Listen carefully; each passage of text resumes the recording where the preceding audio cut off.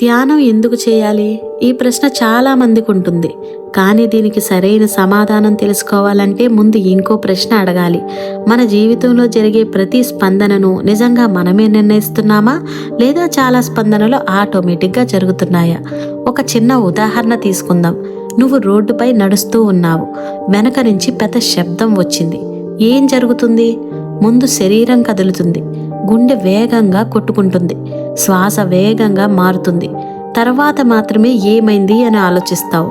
ముందు స్పందన, తర్వాత ఆలోచన. ఇది నువ్వు నిర్ణయించలేదు. నీ శరీరం ముందే స్పందించింది. మన శరీరంలో ఒక అద్భుతమైన వ్యవస్థ ఉంది, నాడీ వ్యవస్థ. ఇది ప్రధానంగా 2 విధాలుగా పనిచేస్తుంది. ఒకటి అప్రమత్త స్థితి, మరొకటి విశ్రాంతి స్థితి. అప్రమత్త స్థితిలో ఉన్నప్పుడు శరీరం ప్రమాదం ఎదుర్కొనేలా సిద్ధమవుతుంది. గుండె వేగం పెంచుతుంది. శ్వాస వేగంగా మారుతుంది. శరీరం గట్టిపడుతుంది. ఇది తప్పు కాదు, ఇది మన రక్షణ కోసమే. కానీ సమస్య ఏమిటంటే ఇప్పటి జీవన విధానంలో ప్రమాదం లేకపోయినా మన శరీరం ఎప్పుడూ అప్రమత్త స్థితిలోనే ఉంటుంది. పని ఒత్తిడి వల్ల కావచ్చు, భవిష్యత్తుపై భయం కావచ్చు, ఇతరులతో పోల్చుకోవడం, లేదా అనవసరమైన ఆందోళన. ఇవి నిజమైన ప్రమాదాలే కావు, కానీ మన మెదడు వాటిని ప్రమాదంలా భావిస్తోంది. అందుకే చాలా మందికి ఎప్పుడూ లోపల ఒత్తిడిగా ఉంటూనే ఉంటుంది. సులభంగా కోపం వచ్చేస్తుంది. నిద్ర సరిగా ఉండదు. చిన్న విషయాలకే పెద్దగా స్పందిస్తారు.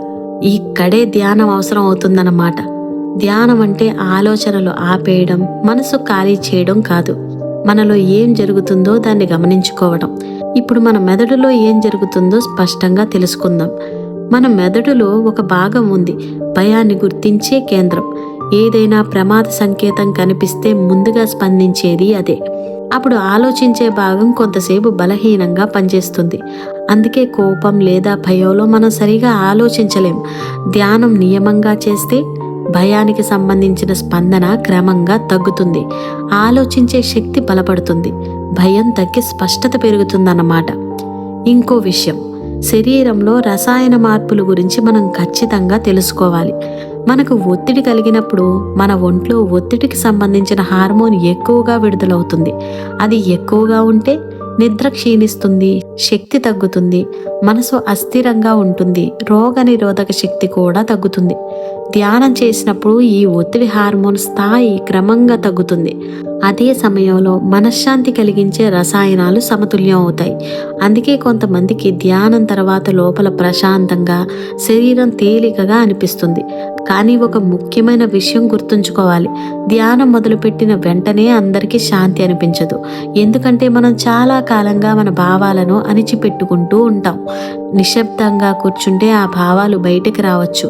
అసహనం అనిపించవచ్చు, అశాంతి పెరిగినట్లుగా అనిపించవచ్చు, కొన్నిసార్లు కన్నీళ్లు కూడా రావచ్చు. ఇది తప్పు కాదు.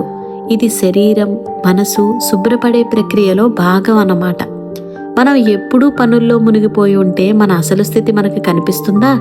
నిశ్శబ్దంలో మాత్రమే మన లోపలి శబ్దం వినిపిస్తుంది. ధ్యానం ఆ శబ్దాన్ని అణిచివేయడం కాదు, దాన్ని గమనించడం. ఇప్పుడు ఒక ముఖ్యమైన విషయం, ధ్యానం అందరికీ ఒకే విధంగా పనిచేయదు. ఎందుకంటే ప్రతి వ్యక్తి మనస్థితి వేరు. ఆందోళన ఎక్కువగా ఉన్నవారికి నిశ్శబ్దంగా కూర్చోవడం మొదట కష్టంగా అనిపిస్తుంది. ఎక్కువగా ఆలోచించే వారికి శ్వాసపై దృష్టి పెట్టడం సహాయపడవచ్చు. శరీరం ఎప్పుడూ అస్థిరంగా ఉండేవారికి చలనంతో చేసే ధ్యానం ఉపయోగపడవచ్చు. అందుకే ధ్యానం ఒక విధానం కాదు, ఇది వ్యక్తిగత సాధన. మనిషి మనస్థితి ప్రకారం 112 ధ్యాన విధానాలున్నాయి. వాటిని మనం తదుపరి వీడియోలో తెలుసుకుందాం. మొత్తానికి ధ్యానం అంటే ఒక ఆధ్యాత్మిక అలంకారం కాదు, ఇది మెదడు సాధన. ఇది నాడీ వ్యవస్థ సమతుల్యం. ఇది శరీర మరియు మనసు సర్దుబాటు. ధ్యానం వల్ల స్పందన మరియు సమాధానం మధ్య ఒక చిన్న విరామం వస్తుంది. ఆ విరామంలోనే మన స్వేచ్ఛ ఉంది. ఆ విరామంలోనే మన స్పష్టత ఉంది. ఆ విరామంలోనే సమతుల్య జీవితం ఉంది. ధ్యానం అంటే ప్రపంచం నుంచి పారిపోవడం కాదు, మనలో జరుగుతున్న ప్రక్రియలను స్పష్టంగా చూడగలగడం. ఇదే నిజమైన ధ్యానం.